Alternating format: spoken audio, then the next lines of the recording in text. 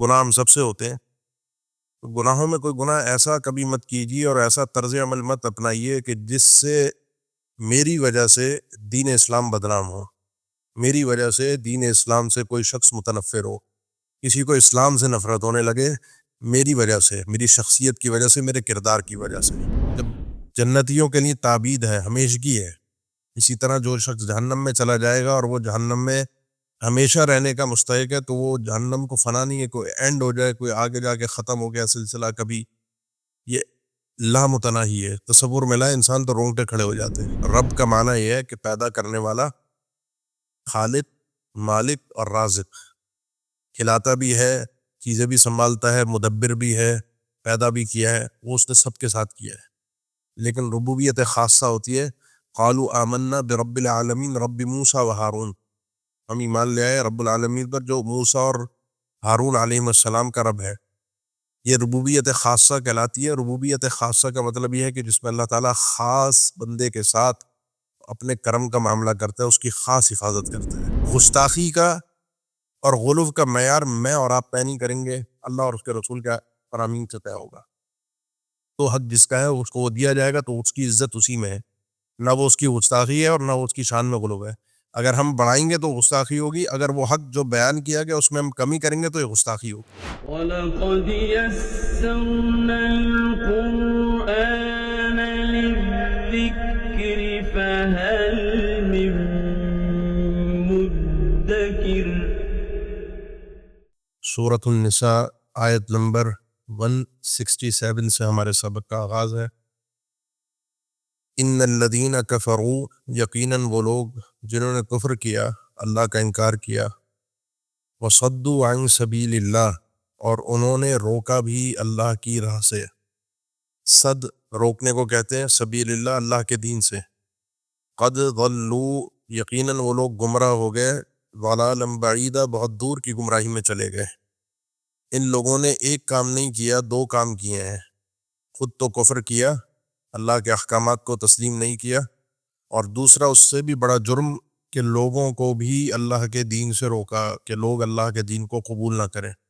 یہ ڈبل گمراہی ہے، اس لیے قد ضلوا ضلالا بعیدا، ڈبل جرم ہے، گمراہی ڈبل ہے، اس لیے سزا بھی اسی اعتبار سے ہے۔ یہودیوں نے جو اعتراض کیا تھا کہ آپ پوری کتاب ایک ساتھ لے آئیے، یہودیوں کا پہلے بھی تذکرہ گزرا ہے کہ ان کی ایک دھاک بیٹھی ہوئی تھی، ان کی علمیت کی، بڑے پڑھے لکھے اور سمجھدار لوگ سمجھے جاتے تھے عرب کے معاشرے میں کہ ان کے پاس کتاب ہے۔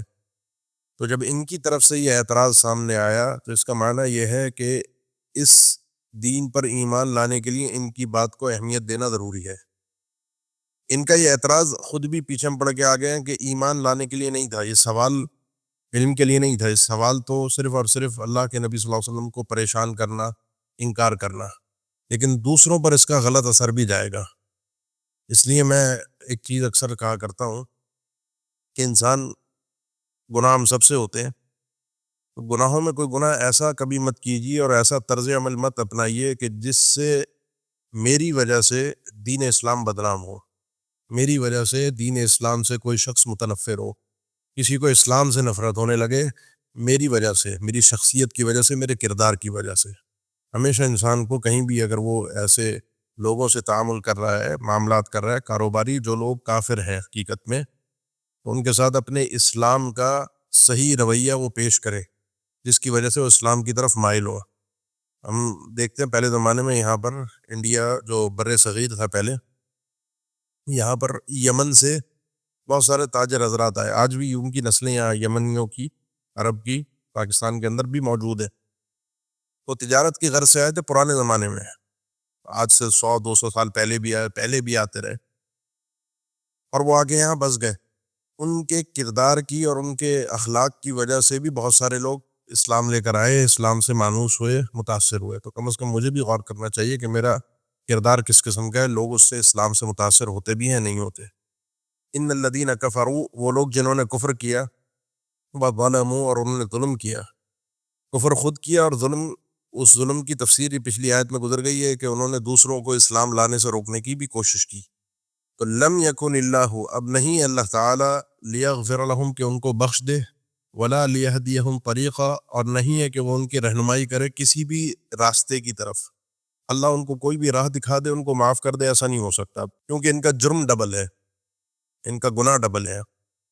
ہاں ایک راستہ ان کو دکھایا جائے گا، الا طریقہ جہنم، ہاں جو جہنم کا راستہ ہے وہ اللہ اس کی طرف ان کی رہنمائی کرے گا، اور اس میں خالدین فیہا ابدا، اس میں یہ ہمیشہ ہمیشہ رہیں گے. ابدا یہ تعبید ہمیشگی کے لیے استعمال ہوتا ہے. جہنمیوں کے لیے، جہنم میں رہنے کے لیے قرآن مجید میں 3 آیات ایسی ہیں کہ جہاں پر تعبید استعمال ہوئی ہے، خالدین فیہا ابدا، ہمیشہ جہنم کے اندر رہیں گے. جن میں سے ایک مقام یہ ہے جس سے یہ پتہ چلتا ہے کہ اللہ تعالیٰ جب جنتیوں کے لیے تعبید ہے، ہمیشگی ہے، اسی طرح جو شخص جہنم میں چلا جائے گا اور وہ جہنم میں ہمیشہ رہنے کا مستحق ہے، تو وہ جہنم کو فنا نہیں ہے، کوئی اینڈ ہو جائے، کوئی آگے جا کے ختم ہو گیا سلسلہ کبھی، یہ لامتناہی ہے. تصور میں لائے انسان تو رونگٹے کھڑے ہو جاتے ہیں، یعنی کوئی اینڈ ہی نہیں ہے اس کا.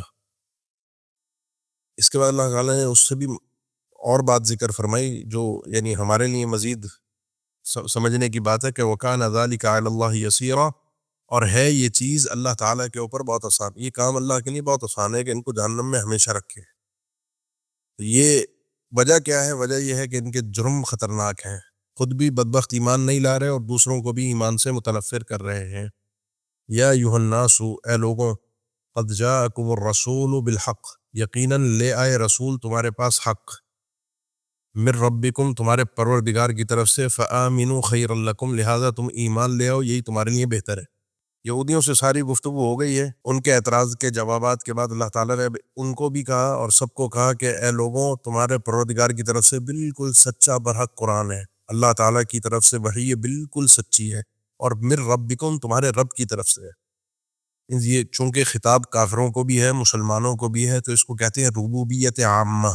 ربوبیت عامہ، ایک ہوتی ہے ربوبیت خاصہ. رب کا معنی یہ ہے کہ پیدا کرنے والا، خالق، مالک اور رازق، کھلاتا بھی ہے، چیزیں بھی سنبھالتا ہے، مدبر بھی ہے، پیدا بھی کیا ہے، وہ اس نے سب کے ساتھ کیا ہے.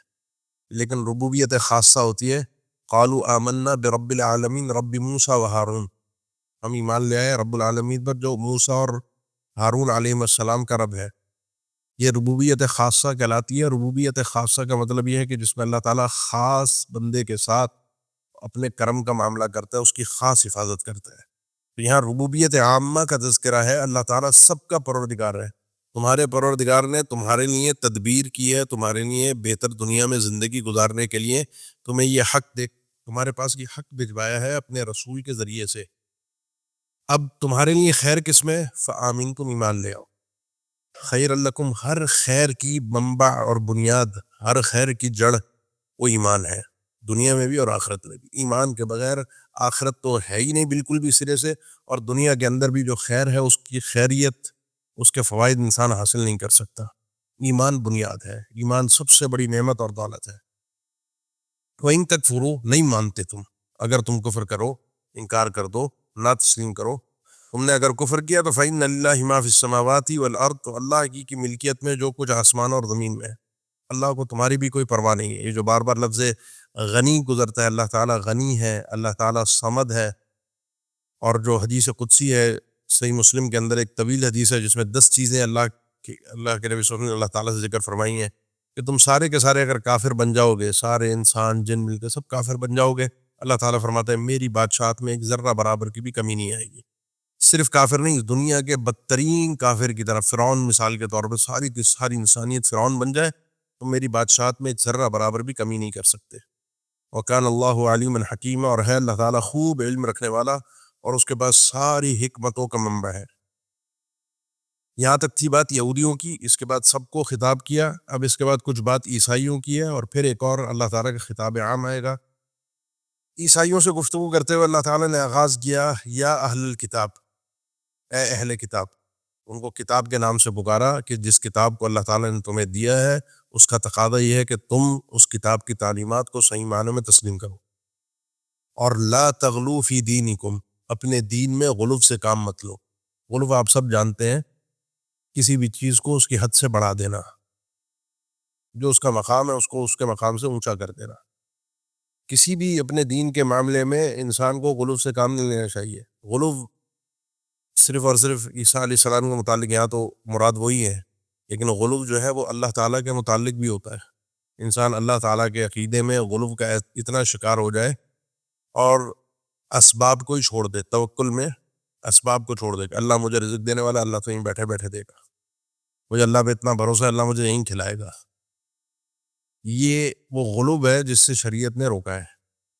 انسان کو اسباب بھی اختیار کرنے چاہیے. اللہ کے نبی صلی اللہ علیہ وسلم نے اسی آیت کے پیش نظر جو آپ صلی اللہ علیہ وسلم کا فرمان ہے کہ مجھے لا تطرونی، مجھے میری اس طرح شان میں غلو کر کے مت بڑھا دینا جس طرح نصارہ نے عیسیٰ علیہ السلام کو ان کی شان میں غلو کر کے بڑھایا تھا. اچھا، غلو یہودیوں نے بھی کیا تھا. ان کا غلو کیا تھا؟ انہوں نے تورات کو مانا اور موسیٰ علیہ السلام کو مانا، اور غلو یہ کیا کہ بس موسیٰ علیہ السلام ہی نبی ہیں، نہ عیسیٰ علیہ السلام نبی ہیں، اور نہ اللہ کے نبی صلی اللہ علیہ وسلم محمد صلی اللہ علیہ وسلم اللہ کے رسول ہیں. عیسائیوں نے غلو کیا. ان کا غلو تھا کہ عیسیٰ علیہ السلام چونکہ بغیر والد کے پیدا ہوئے، یہ یہودیت کا الزام تھا، تو انہوں نے اس الزام کو رفع کیا کہ نہیں، بغیر والد کے تو بچہ پیدا ہو نہیں سکتا، تو ان کے والد نعوذ باللہ ثم نعوذ باللہ اللہ خود ہے. ابن اللہ ان کو قرار دیا، اللہ کا بیٹا قرار دیا. باپ تو انہوں نے نکالنا ہے. وہ اللہ کے اس فیصلے کو، قدرت کو سمجھ ہی نہیں پائے. اللہ کے اس معجزے کو، اس قدرت کو نہ یہودیوں نے سمجھا اور نہ عیسائیوں نے سمجھا. یہودیوں نے بھی نہیں سمجھا، انہوں نے کہا یہ تو ناجائز اولاد ہے، اور عیسائیوں نے بھی نہیں سمجھا، انہوں نے کہا نہیں ہے تو اس کا والد تو کوئی ہے، اور والد جب کوئی اور انسانوں میں سے نہیں ہے تو خود اللہ ہے. اللہ تعالیٰ نے عیسائیوں کو ان کے غلو سے روکا، یہودیوں کو ان کے غلو سے روکا، اور ہمیں بھی ضمن اللہ کے نبی صلی اللہ علیہ وسلم نے غلو سے روکا، کیونکہ شرک کی بنیاد غلو سے اس کا آغاز ہوتا ہے. تو لا تغلو فی دینکم، اپنے دین میں غلو سے کام مت لو. ولا تقولوا علی اللہ، اور نہ کہو اللہ کے اوپر، یعنی اللہ کے متعلق کوئی بات مت کہو، الا الحق، مگر سچی بات. تین چیزیں اس جملے کے اندر. اللہ کے متعلق ایک انسان 100% جھوٹ بولتا ہے، اس کو پتہ ہے بات اللہ نے نہیں کہی اور وہ اللہ کی طرف نسبت کرتا ہے، جو کہ عیسائیوں نے کیا، یہودیوں نے کیا. یہ جو اللہ کا بیٹا قرار دیا عیسیٰ علیہ السلام کو، اللہ نے تو نہیں کہا تھا، یہ تو جھوٹ ہے سراسر. اگر کوئی بھی انسان ہم میں سے اللہ کی طرف جھوٹی بات کی نسبت کرتا ہے، یہ حرام ہے. ولا تقولوا علی اللہ، اس جملے کے اندر اللہ کی طرف جھوٹی بات کی نسبت کرنا بھی منع ہے. دوسرے نمبر پر اس بات کی نسبت کرنا جو آپ کے نزدیک جھوٹ تو نہیں ہے، لیکن آپ کو یہ علم نہیں ہے کہ یہ بات اللہ تعالیٰ نے کی ہے. وَأَن تَقُولُوا عَلَى اللَّهِ مَا لَا تَعْلَمُونَ، انسان کو پتہ نہ ہو، علم نہ ہو، اور ان باتوں کی نسبت اللہ تعالیٰ کی طرف کر دے. یہ دونوں باتوں سے اللہ تعالیٰ نے پہلے جملے میں منع کیا، وَلَا تَقُولُوا عَلَى اللَّهِ، اللہ کے متعلق کوئی بات نہیں کرنی، نہ سچی نہ جھوٹی، نہ علم نہ بے علم، کوئی بات نہیں کرنی. الا الحق، یہ استثناء کر کے میں نے بتایا صرف ایک بات کرنے کی اجازت ہے، اور وہ ہے سچی اور درست بات جو اللہ تعالیٰ نے خود بتائی ہے. اس بات کی نسبت آپ اللہ تعالیٰ کی طرف کر سکتے ہیں. کیوں؟ کیونکہ میری اور آپ کی بات، کسی کی بھی بات کی کوئی حیثیت، ویلیو نہیں ہے. آپ میری بات کو نہ مانیں، میں آپ کی بات کو نہیں مانوں گا، کوئی مسئلہ نہیں ہے، کافر تو نہیں ہو گیا. لیکن میں اور آپ اگر اللہ کی بات کو نہیں مانتے، کوئی مجھے کہے کہ اللہ کا فرمان ہے اور اس کو آگے سے وہ انکار کر دے، میں نہیں مانتا، یہ آدمی اللہ کی بات کا انکار کرنے والا کافر ہو جاتا ہے. اور اللہ کی بات کی ویلیو جو ہے وہ حقیقت ہوتی ہے، وہ تکا نہیں ہوتا. میری اور آپ کی بات صحیح بھی ہو سکتی ہے، غلط بھی ہو سکتی ہے، حقیقی اعتبار سے. اللہ کی بات کبھی بھی صحیح اور غلط کے معیار پر نہیں تولی جاتی، وہ سچی ہی ہے، وہ درست ہی ہے. اس لیے اللہ کی طرف نسبت کر کے جب بات کہہ دی جاتی ہے تو اس کو ماننا بھی ضروری ہوتا ہے، اور وہ درست بھی ہوتی ہے. تو جو بات اللہ نے کہی ہو وہی بات انسان اللہ کی طرف کرے. تو عیسائیوں نے جو کہا کہ عیسیٰ علیہ السلام اللہ کے بیٹے ہیں، یہ اللہ عیسیٰ علیہ السلام کی شان میں غلو تھا. ان کو ان کے مقام سے اونچا مقام دے دیا گیا اور ناحق تھا، اور یہ بات اللہ نے تو نہیں کہی تھی. اس کے بعد اللہ تعالیٰ نے عیسیٰ علیہ السلام کی شان بیان کی، ان کی حقیقت بیان کی کہ انما المسیح، صرف یہ مسیح جو ہے، جو یہ ان کی نسبت ہے، کل بھی اس کا تذکرہ ہوا تھا، عیسیٰ ابن مریم، یہ عیسیٰ ابن مریم ہے. اس سے علم نے یہ بھی ذکر کیا کہ جس انسان کے والد کا علم نہ ہو، بعض اوقات حوادث ہو جاتے ہیں، معاملات ایسے ہو جاتے ہیں کہ والد کا پتہ ہی نہیں ہوتا، تو والدہ کی طرف اس آدمی کی نسبت ہو. والدہ کا بھی نہیں پتہ تو کسی بھی انسان کی ولدیت اس بچے کو عطا نہیں کی جائے گی. کسی بھی اور کی ولدیت جان بوجھ کر دے جائے، اس کا والد نہیں ہے. انما المسیح، ان کے والد نہیں تھے تو ان کی نسبت ان کی والدہ کی طرف ہوئی. جب والد ہو تو انسان کی نسبت اس کے والد کی طرف ہوتی ہے. تو مسیح جو ہے وہ عیسیٰ ابن مریم ہے. ان کی خصوصیت کیا ہے؟ نمبر 1، رسول اللہ، وہ اللہ کے رسول ہے، اللہ نہیں ہے، انسان ہے، ابن مریم ہے تو انسان ہے. نمبر 2 انسانوں میں ان کا خاص مقام ہے, رسول اللہ ہیں. اور ساری انسانیت میں ایک اور خاص مقام ہے اور وہ ہے وَكَلِمَتُهُ أَلْقَاهَا إِلَىٰ مَرْيَمَ وَرُوحٌ مِّنْهُ. اللہ کا کلمہ ہے جو اللہ تعالیٰ نے القاء کیا ہے سیدہ مریم کی طرف. وہ کلمہ کن ہے جو جبرائیل امین کے ذریعے سے آئے تھے, وَرُوحٌ مِّنْهُ, اور اللہ کی طرف سے روح ہے. وہ روح وَالَّتِي أَحْصَنَتْ فَرْجَهَا فَنَفَخْنَا فِيهَا مِن رُوحِنَا, جو کئی اور آیات میں بھی اللہ تعالیٰ نے ذکر فرمایا, سورہ انبیاء میں بھی اور سورہ تحریم کے آخر میں بھی, کہ وہ خاتون جنہوں نے اپنی عزت کی حفاظت کی اور ان کے اندر ہم نے اپنی روح کو پھونکا. وہ روح سے مراد وہ نفخ تھا, وہ پھونک تھی جو جبرائیل امین نے, جس کا تذکرہ سورہ مریم میں 16ویں پارے میں ہے, جو جبرائیل امین نے سیدہ مریم کے اندر پھونکی تھی, جس کے ذریعے سے یہ پورا عیسیٰ علیہ السلام کا ولادت کا پروسیس ہوا تھا. یہ معجزہ تھا بغیر باپ کے, جو پوری انسانی, یہ ایک ان کی الگ سے خصوصیت ہے. ورنہ ساری انسانیت کے پیدا ہونے کا سسٹم آپ سب جانتے ہیں, آپ پیچھے بھی پڑھ کر آئے, وہاں پر وضاحت ہوئی ہوگی سورہ آل عمران کے اندر, ان مثل عیسیٰ عند اللہ کمثل آدم. آدم علیہ السلام کا انداز بھی اور تھا, ان کی بیوی کا انداز بھی مختلف تھا, عیسیٰ علیہ السلام کا انداز بھی مختلف ہے, باقی ساری انسانیت اسی پروسیس سے گزر کے آئی ہے. ان کی یہ خصوصیت ہے. تو اللہ کے نبی صلی اللہ علیہ وسلم کا فرمان بھی بخاری مسلم کی حدیث ہے, جو شخص اس بات کی گواہی دیتا من شہید اللہ الہ الا اللہ وان محمد رسول اللہ, یا وانی رسول اللہ, اس بات کی گواہی دیتا ہے کہ اللہ کے علاوہ کوئی عبادت کے لائق ہے ہی نہیں اور میں اللہ کا رسول ہوں, اور وان عیسیٰ عبد اللہ و رسول, اور عیسیٰ علیہ السلام بھی اللہ کے بندے اور اس کے رسول ہے, القاہ الی مریم وروح من, جس کو اللہ تعالیٰ نے القاء کیا ہے سیدہ مریم کی طرف, اور اللہ تعالیٰ کی طرف سے وہ ان کے اندر روح پھونکی گئی ہے. یہ نسبت ہے اللہ کی طرف, اضافت صرف الجنت حق والنار حق, اور اس بات کی گواہی دیتا ہے کہ جنت بھی سچی ہے اور جہنم بھی سچ ہے, فیصلے اللہ کے برحق ہیں. اللہ تعالیٰ اس آدمی کو جنت میں داخل کرے گا, ادخلہ اللہ الجنت علی ما کان من العمل, اس کے عمل کیسے بھی ہوں اس کا عقیدہ درست ہے, جنت میں ضرور جائے گا. یہ غلوف سے پاک ہے, کیونکہ اس نے نہ اللہ کے نبی صلی اللہ علیہ وسلم کی شان میں غلوف کیا, نہ عیسیٰ علیہ السلام کی شان میں غلوف کیا. اس لیے انسان کو اپنے عقیدے کو ہر وقت چیک کرنا چاہیے, اس غلوف سے انسان کو بچنا چاہیے. جب انسان کسی کو معیار کے, جیسے ہم عام طور پہ اللہ کے نبی صلی اللہ علیہ وسلم کے جب صحیح ان کا تعارف پیش کرتے ہیں, جیسے عیسیٰ علیہ السلام کا پیش ہوا ہے, تو عیسائیوں کے نزدیک عیسیٰ علیہ السلام کا یہ تعارف کیا ہے؟ گستاخ رسول. یہ گستاخی ہے. انما المسیح عیسی ابن مریم رسول اللہ وکلمۃ القاء الی مریم وروح من. عیسائیوں سے پوچھو, کہیں گے یہ تو عیسیٰ علیہ السلام کی گستاخی, اب کی شان ہم نے گھٹا دی. گستاخی کا اور غلو کا معیار میں اور آپ طے نہیں کریں گے, اللہ اور اس کے رسول کے فرامین سے طے ہوگا. تو حق جس کا ہے اس کو وہ دیا جائے گا, تو اس کی عزت اسی میں ہے, نہ وہ اس کی گستاخی ہے اور نہ وہ اس کی شان میں غلو ہے. اگر ہم بڑھائیں گے تو گستاخی ہوگی, اگر وہ حق جو بیان کیا گیا اس میں ہم کمی کریں گے تو یہ گستاخی ہوگی. فآمنوا باللہ ورسلہ, لہذا اب تم سب کے سب اللہ پر ایمان لاؤ اور اس کے تمام رسولوں پر ایمان لاؤ. ولا تقولوا ثلاثہ, اور یہ نہ کہو تین. کیا تین؟ اس تین کی وضاحت اللہ تعالیٰ نے نہیں کی. یہ تین آپ جانتے ہیں عقیدہ تثلیث جو عیسائیوں کا عقیدہ ہے, کہ یہ تین مل کر ایک الہ بنتے ہیں, ایک خدا بنتے ہیں. اس میں ان کے مختلف نظریات ہیں. کچھ لوگ تین کو الہ مانتے ہیں, کچھ لوگ عیسیٰ علیہ السلام کو ڈائریکٹ اللہ کا بیٹا مان کے ان کو خدا مانتے ہیں, کچھ لوگ ڈائریکٹ عیسیٰ علیہ السلام کو ہی اللہ کہتے ہیں. یہ عیسائیوں کے مختلف فرقے ہیں, اور بیٹا کہنے والوں کے, تین کہنے والوں کے بھی مختلف نظریات ہیں. ایک فرقے کا رد یہاں پر ہے, باقی دو فرقوں کا اگلی صورت میں, ہم سورہ مائدہ جو اگلی صورت آئے گی اس میں آئے گا. لقد کفر الذین قالوا ان اللہ ثالث ثلاثہ, لقد کفر الذین قالوا ان اللہ هو المسیح ابن مریم. تمام انداز سے, تمام طریقوں سے اللہ تعالیٰ نے وضاحت فرمائی کہ عیسیٰ علیہ السلام کسی بھی اعتبار سے نہ جز نہ کل, نہ کسی طرح کا حصہ, نہ پوری صلاحیت ان کے پاس الوہیت کی ہے.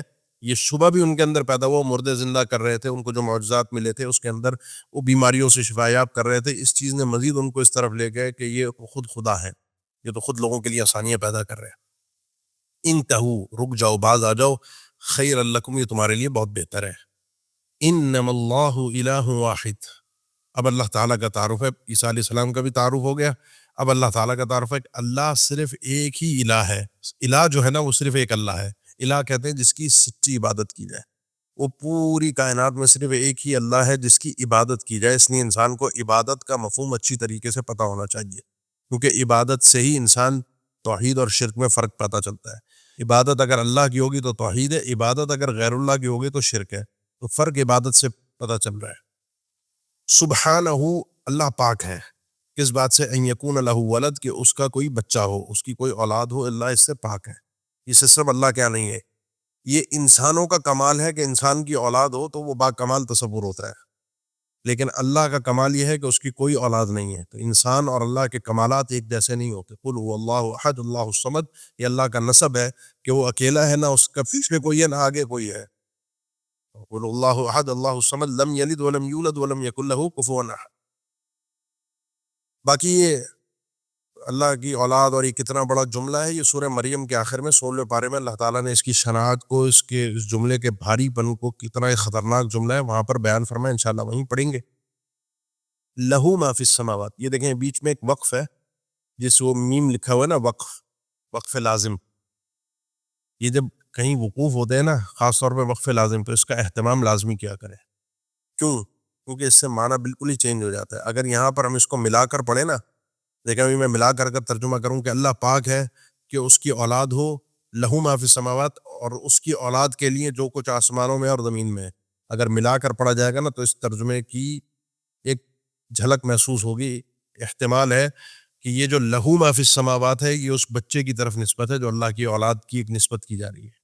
اس لیے ترجمہ بالکل علیحدہ علیحدہ ہے کہ اللہ پاک ہے کہ اس کی اولاد ہو. یہاں رک جائیے، لہو یہ اللہ کی وصف ہے کہ اللہ کے لیے جو کچھ آسمانوں میں اور زمین میں. اس لیے قرآن کی قرات کرتے ہوئے خاص طور پر یہ لازم وقف جو ہوتے ہیں، جو میم کی صورت میں ہوتے ہیں، ان کا بہت خیال کیا کیجیے. اس سے معنی بالکل ہی چینج ہو جاتا ہے، بالکل الٹا معنی ہو جاتا ہے. جہاں پر یہ میم لگا ہوتا ہے، یہ لگاتے ہی اسی لیے کہ یہاں پر رک جائیے اور آگے سے بات کو دوبارہ سٹارٹ کیجیے.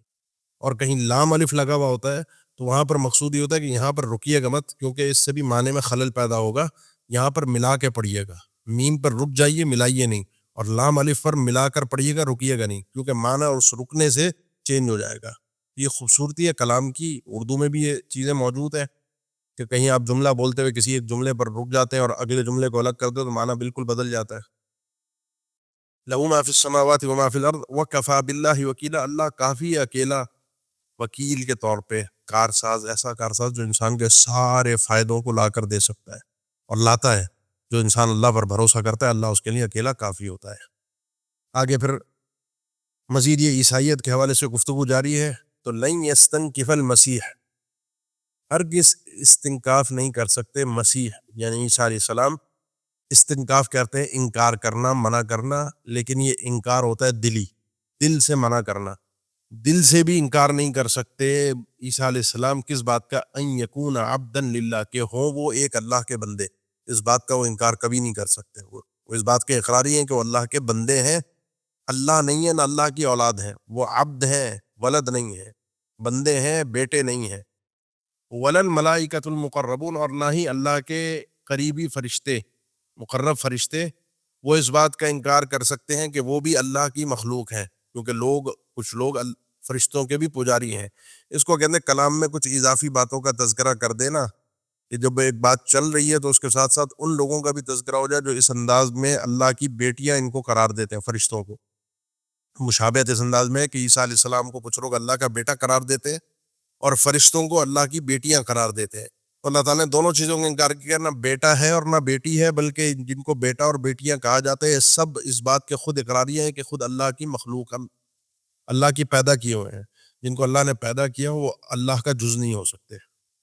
وَمَن يَسْتَنكِفْ عَنْ عِبَادَتِهِ وَيَسْتَكْبِرْ، اور جو شخص انکار کرتا ہے دل سے اللہ کی عبادت کا کہ وہ اس کی بندگی نہیں کرے گا، وَيَسْتَكْبِرْ، اور تکبر کرتا ہے، ظاہری طور پر بھی وہ عبادت نہیں کرتا. ویسے استنکاف اور استکبار، یہ تکبر منع کرنا، نہ ماننا، اس معنی میں استعمال ہوتا ہے.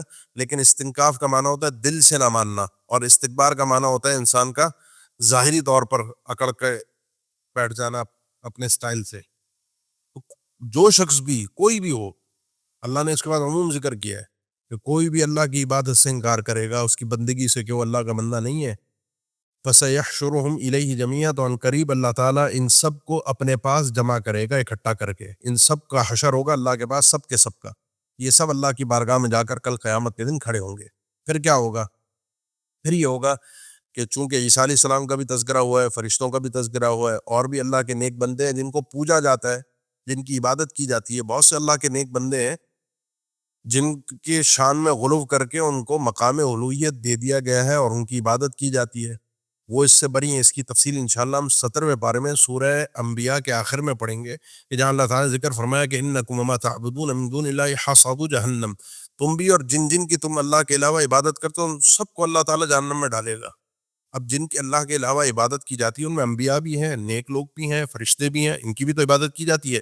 اس کے بعد اللہ تعالیٰ نے استثناء ذکر کیا، ان الذین سبقت لهم منا الحسنى اولئک عنها مبعدون. ہاں وہ لوگ جو اس عبادت سے راضی نہیں تھے، جنہوں نے اس عبادت کا کہا نہیں، اور انشاءاللہ اگلی صورت کے آخر میں ہم پڑھیں گے عیسیٰ علیہ السلام سے تو کل قیامت کے دن اللہ تعالیٰ پوچھے گا عیسائیوں کے سامنے کہ کیا تم نے ان کو کہا تھا کہ تمہیں اور تمہاری ماں کو الہ بنا کر پوجا جائے. تو جو لوگ اس بات سے راضی نہیں تھے، جو نیک لوگ تھے، سبقت لهم من الحسنى، جن سے نیکی ہماری طرف سے سبقت لے گئی، اولئک عنها مبعدون، وہ اس جہنم سے دور رہیں گے، ان کو جہنم میں نہیں ڈالا جائے گا.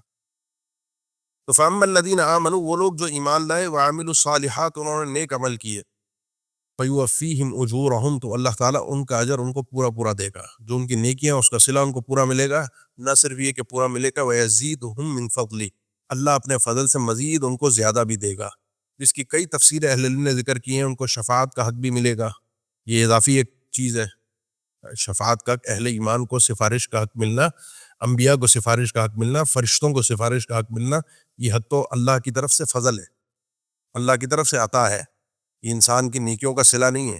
اور یہ ایک اللہ کی طرف سے مقام اور عزت ہے کہ اللہ تعالیٰ جو ہے وہ جن لوگوں کو عام طور پہ دنیا کے اندر کوئی عزت، اہمیت اور مقام ملتا نہیں ہے، ان کو اللہ تعالیٰ، ورنہ سفارش کی ضرورت تو نہیں ہے، جس کو بخشنا اللہ خود ہی بخشے گا، سفارش بھی اسی کی ہوگی جس کی اللہ اجازت دے گا. دوسرا معنی ہے وَيَزِيدُهُم مِّن فَضْلِهِ، کہ اللہ تعالیٰ اپنے فضل سے عطا کرتا ہے. اس میں بعض لوگوں نے جنت کا معنی بھی ذکر کیا اور دیدار الہی کا معنی بھی ذکر کیا. وَأَمَّا الَّذِينَ اسْتَنكَفُوا، البتہ وہ لوگ جنہوں نے استنکاف کیا، انکار کیا، تسلیم نہیں کیا، اعراض کیا اللہ کی عبادت ہے، واستکبروا، اور منہ پھیر لیا اپنا، فَيُعَذِّبُهُمْ عَذَابًا أَلِيمًا، تو اللہ تعالیٰ انہیں دردناک عذاب دے گا. ولا یجدون، اور نہیں پائیں گے یہ لوگ، من دون اللہ، اللہ کے علاوہ کسی کو بھی، ولیًا ولا نصیرا، نہ کوئی اپنا مددگار اور نہ کوئی ولی اور ساتھی. اللہ سے ان کو بچانے والا کوئی بھی نہیں ہوگا. اب اس کے بعد اس صورت کا اینڈ جس الفاظ میں ہو رہا ہے، اس صورت کے اندر آپ نے یہودیوں کو بھی پڑھا، ان کی کارستانیوں کو، ان کے اعتراضات کو، عیسائیت کا تذکرہ بھی پڑھا، اور بیچ میں آپ پچھلے پارے کے آخر میں، 5ویں پارے کے آخر میں منافقین کی حرکتیں اور ان کا تذکرہ بھی اچھی طریقے سے پڑھ کر آئے. یہ تینوں ہی کافر ہیں، اور تینوں کافروں کی مختلف اقسام ہیں جو مدینہ کے اندر پائے جاتے تھے. ان سب کو خطاب ہے، اہل ایمان کو خطاب ہے، پوری انسانیت کو خطاب ہے. یا ایھا الناس، اے لوگو، اس صورت کے اندر خاص طور پہ قد جاءکم برہان من ربکم، یقین آ گئی ہے تمہارے پاس تمہارے رب کی طرف سے برہان.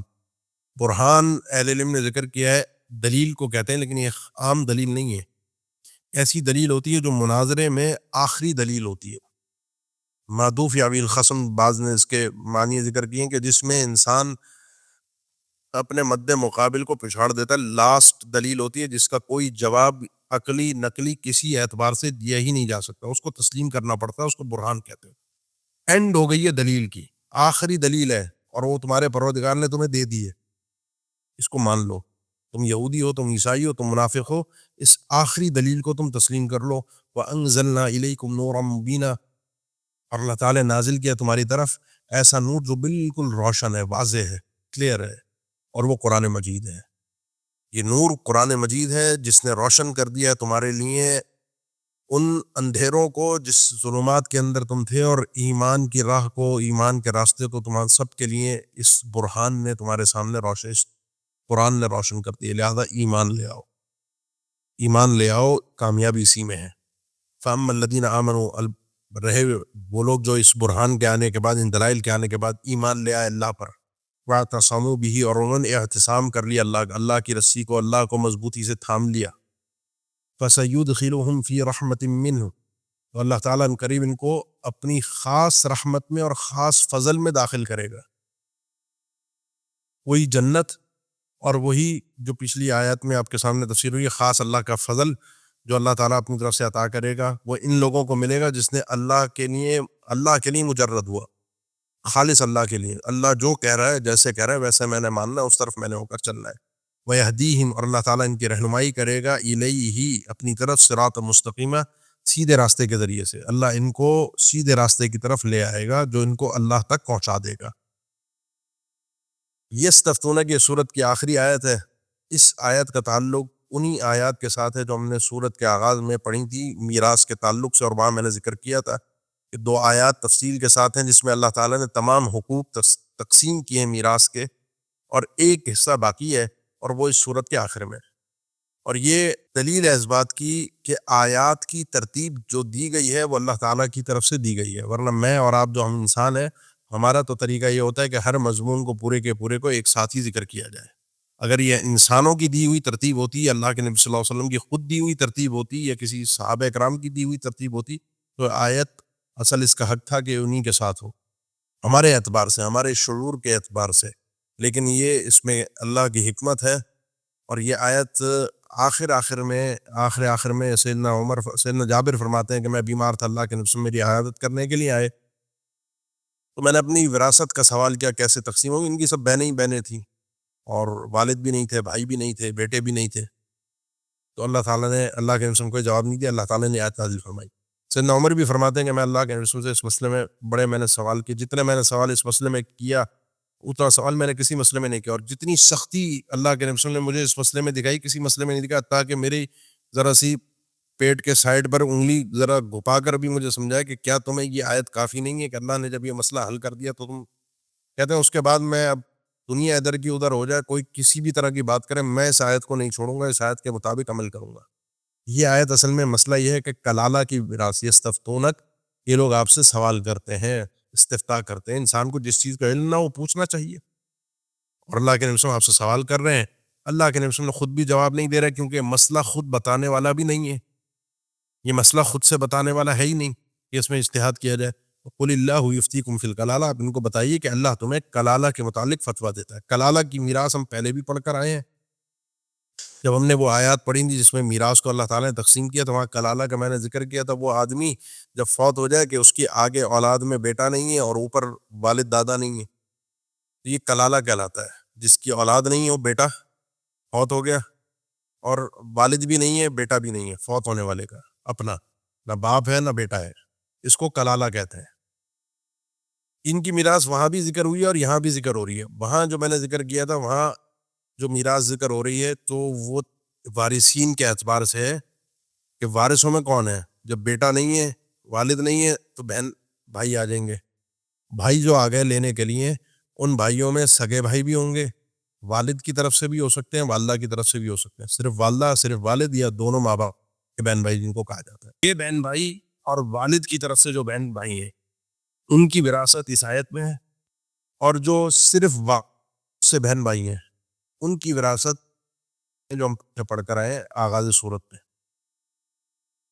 ان کا حصہ ان کو ذی فرض کہا جاتا ہے۔ ان کا آپ نے وہاں پڑھا تھا اس آیت کے اندر، اللہ تعالیٰ نے ذکر فرمایا تھا کہ ایک بہنوں کو چھٹا حصہ ملے گا، اور اگر وہ ایک سے زیادہ ہے تو فَهُمْ شُرَكَاءُ فِي الثُّلُث، تو ان کو 1/3 ملے گا، اور سب میں برابر تقسیم ہوگا۔ اس میں بہن بھائیوں میں 2 اور 1 کی تقسیم نہیں ہوگی۔ یہ وہ جو والدہ بہن بھائی تھے۔ اس آیت بہن بھائیوں کا تذکرہ ہے، وہ سگے بہن بھائی ہیں یا وہ والد کی طرف سے بہن بھائی ہیں، ان کا مقرر نہیں ہے، بلکہ ان کہا جاتا ہے کہ جن کے حصے کو دے دو، جو بچ جائے گا وہ ان کا ہو جائے گا۔ عصبہ اس کو کہتے ہیں جو بچا ہوا مال سمیٹ کے لے جائے۔ تو اب بیٹا نہیں ہے، والد نہیں ہے، تو ان امرؤ ہلک، اگر کوئی آدمی فوت ہو گیا، ہلاک ہو گیا، لیس لہ ولد، اس کی اولاد نہیں ہے، ولہ اخت، اور اس کی ایک ہی بہن ہے، تو فلہا نصف ما ترک، اگر صرف بہن ہے تو اس کو آدھا حصہ ملے گا جو آدمی چھوڑ کے مرا ہے۔ وہو یرثھا، اور یہی آدمی اگر زندہ ہے اور اس کی بہن فوت ہو گئی ہے، اور وہ بھی کلالہ کی صورت میں، عورت فوت ہوئی ہے، اس کا بیٹا نہیں ہے، والد نہیں ہے، تو یہ آدمی اس کا بھائی یرثھا، اس بہن کا وارث بنے گا، ان لم یکن لہا ولد، اگر اس عورت کا فوت ہونے والی کا بیٹا نہیں ہے، یعنی مرد فوت ہوا ہے، اس کا بیٹا نہیں ہے، والد نہیں ہے، تو پھر بہن وارث ہوگی، اس کو آدھا حصہ ملے گا۔ بھائی اگر ہے تو اس کی بات آگے آ رہی ہے، اور اگر بہن کوئی عورت فوت ہوئی ہے، اس کا بیٹا نہیں ہے، اس کا والد نہیں ہے، تو اس کے بھائی کے پاس وراثت جائے گی، جو کہ سارا بچا ہوا مال سمیٹے گا۔ یہ اس صورت میں بھی ہے کہ جب کوئی آدمی فوت ہو، اس صورت میں بھی ہے جب کوئی عورت فوت ہو، ان کا بیٹا یا ان کا والد نہیں ہے، اس صورت کے اندر بہن بھائیوں میں وراثت جائے گی۔ اگر بہن بھائی دونوں ہیں تو وہ دونوں آگے ان کی وراثت آ رہی ہے. اگر صرف ایک بہن ہے اس کو آدھا حصہ ملے گا, ایک بھائی ہے وہ سارا مال سمیٹ لے گا جو بچا ہوا ہے. فَإِن كَانَتْ اثْنَتَيْنِ, اگر ہیں یہ دو بہنیں, ایک بہن نہیں دو بہنیں یا دو سے زیادہ ہیں, تو فَلَهُمَا الثُّلُثَانِ, ان کو 2/3 ملے گا, مما ترک, جو اس آدمی نے چھوڑا ہے. یہ اسی لیے اہل علم نے ذکر کیا, وراثت جو ہے نا وہ انسان چاہے نہ چاہے زبردستی اس کے کھاتے میں آ جاتی ہے, کیونکہ فَلَهُمَا, یہ لہو لہا, فلاحا یہ لہا, یہ لام جو ہے نا اس کو ملے گا, تملیک کا ہے کہ اس کے حصے میں آئے گا. آپ کے ماننے تسلیم کرنے, آپ کے لینے نہ لینے سے اس کا کوئی تعلق نہیں, شریعت نے آپ کو دے دیا یا آپ کے حصے میں آ گیا ہے, آپ اس کے مالک بن گئے. وَإِن كَانُوا إِخْوَةً رِجَالًا وَنِسَاءً, اگر ہیں یہ بہن بھائی مرد اور عورت دونوں, ایک انسان فوت ہوا ہے, بیٹا نہیں ہے, والد نہیں ہے, بہن بھائی ہیں, بہن اگر ایک ہے تو آدھا حصہ, ایک سے زیادہ ہے تو 2/3, اگر بہن بھائی دونوں ہیں تو فَلِلذَّكَرِ مِثْلُ حَظِّ الْأُنثَيَيْنِ, جو بچا ہوا مال آئے گا اس میں ذکر کے یعنی بھائی کے 2 حصے ہوں گے, مثل حظ الانثیین, بہنوں کے حصے سے ڈبل کر کے, بہنوں کو 1 اور بھائیوں کو 2 حصے ملیں گے, جس طرح اولاد میں تقسیم ہوتی ہے. یہ بہرحال بڑا گہرا مسئلہ ہے, وہ سمجھانے سے یہ جو جس طرح میں نے بیان کیا آپ کو سمجھ میں تو میرا خیال ہے مشکل ہی آیا ہوگا, کیونکہ بڑا سمجھانے سے اس کو حل کرنے سے ہی کلیئر ہوتا ہے. چونکہ آیت ہے اور وہ پڑھانی ہے تو اس لیے سمجھنا جس حد تک ہے وہ انسان کوشش کرے. بہرحال ہیں مسئلے ذرا سمجھنے سے سمجھے جاتے ہیں, اور سمجھنے کے بعد بھی پریکٹس میں اگر نہ رہے, جس آدمی نے پڑھا ہو اور اس کی پریکٹس نہ ہو وہ بھی بھول جاتا ہے, پریکٹس بھی ہونا بہت ضروری ہے اس کی. یبین اللہ لکم ان تضلوا, اللہ تعالیٰ تمہارے لیے اچھی طرح سے واضح کرتا ہے کہ تم گمراہ نہ ہو جاؤ. اللہ تعالیٰ نے سارے مسئلے تمہارے لیے بہت کلیئر کر کے واضح کیے ہیں. واللہ بکل شیء علیم, اور اللہ تعالیٰ ہر چیز کو اچھی طریقے سے جاننے والا ہے, بخوبی جاننے والا ہے. یہاں پر یہ سورہ نساء جو ہے وہ الحمدللہ مکمل ہو گئی ہماری. یہ قرآن مجید کی جو ہے وہ سورہ فاتحہ کے بعد تیسری صورت, جو مضامین پورے چل رہے ہیں اس میں تیسری صورت ہے. اگلی صورت ہے سورۃ المائدہ. اس کا ہم صرف تعارف پڑھ لیتے ہیں. مائدہ دسترخوان کو کہتے ہیں, اس کا تذکرہ آگے آئے گا, سورت کے آخر میں ہم پڑھیں گے, جہاں عیسیٰ علیہ السلام کے حواریوں نے ان سے کہا تھا, اذ قال الحواریون یا عیسی ابن مریم هل یستطیع ربک ان ینزل علینا مائدۃ من السماء, کیا تمہارا پروردگار اے عیسیٰ ابن مریم یہ طاقت رکھتا ہے کہ ہمیں آسمان سے دسترخوان سجایا کھانے کا اتار کے دے دے؟ عیسیٰ علیہ السلام نے قال اتقوا اللہ ان کنتم مؤمنین, اللہ سے ڈرو اگر تم مومن ہو. بہرحال و تفصیل وہاں پر آئے گی کہ اس دسترخوان کا کیا ہوا, کیا وجوہات تھیں, عیسیٰ علیہ السلام نے ایسا کیوں کہا. اس بنیاد پہ سورہ کا نام سورہ مائدہ رکھا گیا. سیدنا جبیر ابن نفیر فرماتے ہیں, میں نے حج کیا, سید عائشہ کے پاس گیا, تو ویسے گفتگو لمبی ہے, تو اس میں انہوں نے پوچھا کہ تم نے جبیر سورہ مائدہ پڑھی ہے؟ انہوں نے فرمایا پڑھی ہے. سیدہ عائشہ نے فرمایا رضی اللہ تعالیٰ نے, یہ آخری صورت ہے جو نازل ہوئی ہے, قرآن مجید کی آخری صورت ہے جو کہ نازل ہوئی ہے. اور سیدنا عبداللہ ابن عمر بھی فرماتے ہیں قرآن مجید کی آخری صورت یہی صورت ہے. اس صورت کے اندر یہ چونکہ آخری صورت کا مطلب یہ ہے کہ محکم ہے, اس میں ہم وہ آیت بھی پڑھیں گے آگے چل کے, الیوم اکملت لکم دینکم, جو حجۃ الوداع کے موقع پر اللہ کے نبی صلی اللہ علیہ وسلم کے سامنے یہ آیت نازل ہوئی تھی. اس کے بارے میں اکثر علم کا کہنا ہے کہ اس آیت کے بعد احکامات شرعیہ میں کوئی آیت نازل نہیں ہوئی, یعنی کوئی نیا حکم شرعی آرڈر نازل نہیں ہوا. آیتیں نازل ہوئی ہیں لیکن آرڈر اس سے پہلے اللہ تعالیٰ نے سارے نازل کر دیے تھے. اسی لیے ابن تیمیہ رحمہ اللہ کہتے ہیں یہ صورت اجمع ترین صورت ہے, جامع ترین صورت ہے, جس میں حلال حرام امر اور نہیں کئی ایسی چیزوں کے احکامات اللہ تعالیٰ نے اس صورت کے اندر ذکر فرمائے ہیں. اس صورت میں ویسے تو اصل بنیادی مضمون جو ہے نا جو آپ پڑھیں گے وہ آپ کا وجود ہے, آپ کا جسم ہے, اس کی حفاظت. آپ کے لیے اس وجود, یہ جو ڈھانچہ ہم لے کے گھومتے ہیں نا 4-6 فٹ کا, یہ کیسے صحیح رہے گا, کیسے فٹ رہے گا, کیا اس کے لیے اچھا ہے ظاہری طور پہ, باطنی طور پہ, کھانے میں, استعمال میں, کیا چیز نقصان دہ ہے, بڑی خوبصورت تفصیل کے ساتھ, ایسی عمدہ تفاصیل کے ساتھ اللہ تعالیٰ نے بیان فرمایا ہے. انسان کی عقل آج تک سوچ رہی ہے, آج تک تحقیقات کر رہی ہے, لیکن حقیقت تک پہنچ نہیں پائی اب تک بھی. اس کو تو ہم پڑھیں گے تو وہیں پہ پہلی آیت میں اللہ نے ذکر فرمایا ان اللہ یحکم ما یرید, وہاں ہم بات کریں گے انشاءاللہ. دوسری چیز جو ہے وہ اس مضمون کے اندر, اس صورت کے اندر تعلقات عامہ, آپ کا دنیا کے ساتھ کیسا ریلیشن رہے گا, تعلقات کس نوعیت کے آپ کے دنیا کے ساتھ رہیں گے, اس مضمون پہ اس صورت کے اندر بات ہے. اور اہل کتاب کو بھی صورت کے اندر ذکر کیا گیا, ان کے عقائد کو, ان کے مسائل کو, ان کی چیزوں کو. مدنی صورت ہے, تمام تقریباً مفسرین نے اس پہ اتفاق آخر میں نازل ہوئی ہے، اور بڑے کام کے اس میں احکامات انسان کے جسم وجود کے اعتبار سے بڑی عمدہ چیزیں جو ہیں وہ ذکر کی گئی ہیں. جب ہم پڑھیں گے تو انشاءاللہ وہ چیزیں جب اس گہرائی کے ساتھ پتہ چلیں گے، انسان کی عقل جگہ جگہ حیران ہوگی. آپ کے جسم کی، آپ کے وجود کی ہر طرح سے اللہ تعالیٰ نے حفاظت کی ہے، اور اس وجود کی حفاظت اس لیے ہے تاکہ آپ کے ایمان کی حفاظت ہو سکے. کیونکہ جسم جب صحت مند نہیں رہتا تو انسان کا ایمان بھی خطرے میں پڑتا ہے ہر طرح سے. آپ کچھ غلط کھا رہے ہوں تو اس غلط چیزوں کے، گندی چیزوں کے اثرات بھی انسان پر ہوتے ہیں. آپ غلط چیزیں استعمال کر رہے ہوں، ان کے اثرات بھی ہوتے ہیں. آپ جسم کے اعتبار سے درست نہیں ہے، پریشان ہے یا خرابی میں ہے، تو بھی یہ چیزیں انسان کے ایمان کے لیے نقصان دہ ثابت ہوتی ہیں. تو یہ الحمدللہ مقدمہ جو اس صورت کا تھا، تعارف جو اس صورت کا تھا، وہ ہو گیا ہے. اونٹ، گائے، بکرا اور بھیڑ یا دمبا، یہ 4 جانور ہیں جن کے نر اور مادہ ملا کے 8 بن جاتے ہیں. یہ بہیمۃ الانعام کہلائے جاتے ہیں، جو انسان کے ساتھ مانوس ہوتے ہیں، رہتے ہیں، اس کے کام آتے ہیں. جو گوشت میں عام طور پہ آپ عید پہ بھی قربانی کے لیے انہی جانوروں کو ذبح کرتے ہیں، ان کو بہیمۃ الانعام کہا جاتا ہے. یہ جانور تمہارے لیے حلال کر دیے گئے. آپ بھی ملاحظہ کرتے ہیں، ویڈیوز ہم بھی دیکھتے ہیں کہ لوگ کس کس قسم کی کیا کیا چیزیں کھا رہے ہوتے ہیں. چائنا کی ویڈیوز آپ لوگ ملاحظہ کرتے ہیں، کیا کچھ وہ کس انداز کا کھاتے ہیں. ان کے نزدیک وہ سب کھانا درست ہے. آپ کے اور میرے لیے حدود حرم کی پاسداری، کیونکہ یہ اللہ کی عظمت ہے، شاعر اللہ اگلی آیت میں آ رہا ہے، ان کی عظمت کا احترام کرنا ضروری ہے. اور اس کا احترام جگہ کا بھی ہوگا، وقت کا بھی ہوگا. آپ نے احرام پہنا ہوا ہے تو آپ شکار نہیں کر سکتے. آپ حدود حرم میں ہیں تو بھی شکار نہیں کر سکتے. وہاں پر جانوروں کو بھی امن ملے گا.